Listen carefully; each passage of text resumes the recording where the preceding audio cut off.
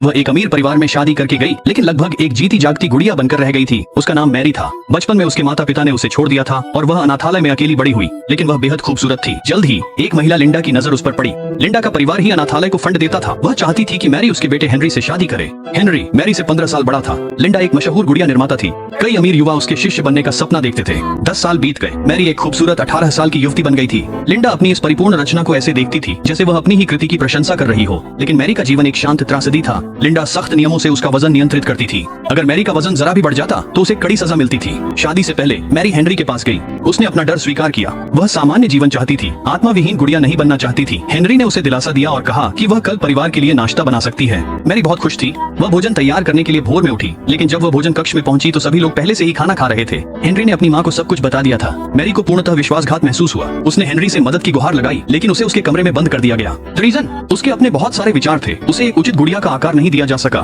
Mary डर गई थी। दिन बीतने पर उसकी आंखों की रोशनी कम होती गई। आखिरी उम्मीद थामे उसे एक पुरानी कहानी याद आई। यदि आप आधी रात को हेल गर्ल को बुलाते हैं और अपनी गहरी नफरत व्यक्त करते हैं तो हेल गर्ल प्रकट होगी और जिससे भी आप नफरत करते हैं उसे सीधे नरक में भेज देगी। यह उसका अंतिम अवसर था। उसे आश्चर्य हुआ जब हेल गर्ल सचमुच आई और उसे एक अनुबंध की पेशकश की। उसे बस गुड़िया पर बंधा लाल धागा तोड़ना था और लिंडा नरक में घसीट ली जाती, लेकिन इसकी कीमत बहुत भारी थी। मरने के बाद मैरी की आत्मा हमेशा के लिए नरक में जलती रहेगी। लिंडा बगावत से डरते हुए मैरी की टांगें तोड़ना चाहती थी और उनकी जगह गुड़िया के अंग लगाना चाहती थी ताकि वह कभी भाग न सके। यह आखिरी हद थी। मैरी ने गुड़िया बनने से इनकार कर दिया। वह अपनी किस्मत खुद तय करना चाहती थी। उसने लाल धागा तोड़ दिया।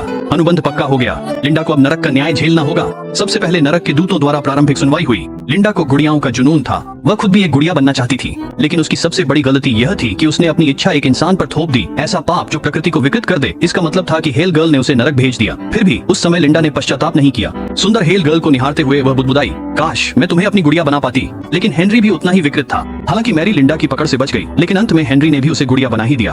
अगर आप मैरी होते और आपको सच का पता चलता तो आप क्या करते?